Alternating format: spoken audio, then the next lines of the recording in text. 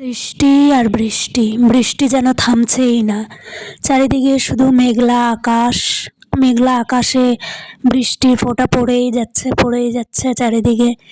সেই রাত থেকে বৃষ্টি অনবরত পড়েই যাচ্ছে। কি বলবো বন্ধুরা, চারিদিকে জল আর জল, দেখতেই পাচ্ছ তোমরা যে একদম জল হয়ে মানে কি অবস্থা। কি করা যাবে আর। আমার তো জ্বর সর্দি কমছেই না কিছুতে, কি জানি কেন।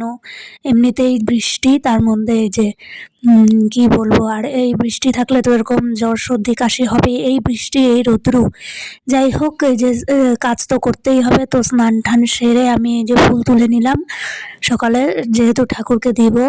তো ভালোই ওখানে তুলসী মন্দিরের সামনে ফুল গাছ হয়েছে, ভালোই লাগে।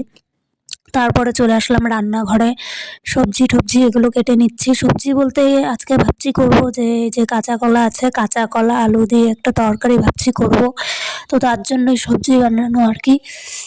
তো তাড়াতাড়ি করে সবজি কেটে নিচ্ছি, যেহেতু স্কুলে যাব। তো তাড়াতাড়ি করে এই যে সবজিগুলো, কাঁচা কলা আলু কেটে নিলাম, এগুলো দিয়ে তরকারি করবো আর কি। তরকারি বলতে এই যে তেলও বসিয়ে দিয়েছি কড়াইতে, সবজি এদিকে কষিয়ে নিচ্ছি। তো এটা হচ্ছে একটা ঝোল টাইপের করব, কাঁচা কলা আলুর ঝোল। খেতেও ভালো লাগে, পেট ঠান্ডা থাকে। এই যে ঝোলও ফুটতে রেডি হয়ে গেছে, তো ঝোল আবার তৈরি। আমি বেশি কিছু করিনি সকালে, যেহেতু তাড়াহুড়া থাকে। তো ভাতে হলো সুজি কচু সিদ্ধ দিয়েছিলাম, আর এদিকে এই যে কাঁচা কলা আলু দিয়ে তরকারি তাড়াতাড়ি করে বানিয়ে নিলাম। তারপরে এই দেখো চারিদিকে মেঘলা আকাশের অবস্থা দেখলে বন্ধুরা, মেঘে একদম ভরে গেছে। মনে হচ্ছে যেন সারাটা দিন বৃষ্টি, ওদিকে জলও জমে গেছে। সারাদিন মনে হচ্ছে বৃষ্টিই হবে, বৃষ্টিই হবে। তারপর যাই হোক, যেমন তেমন করে স্কুলেও চলে আসলাম। স্কুলে এসে আর কি এই যে বাচ্চাদের পড়ানো। তো স্কুলে এরা সবাই এসেছে। তো আজকে বেশি একটা স্টুডেন্ট হয়নি, কারণ স্বাভাবিক, যেহেতু বৃষ্টি, চারিদিকে বৃষ্টি পড়ছে। তো তাড়াতাড়ি করে এই যে আমি রোল কলও করে নিচ্ছি।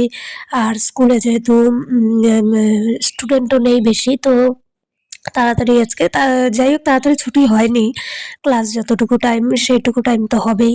তারপর স্কুল শেষে আমি এই যে টোটো করে একটু একটু একটা জায়গায় গেছিলাম একটু, মানে বাড়ি যাইনি ডাইরেক্ট। তো এই যে দেখো আবার রৌদ্রও উঠে গেছে। ঠিক আছে, চলো টাটা।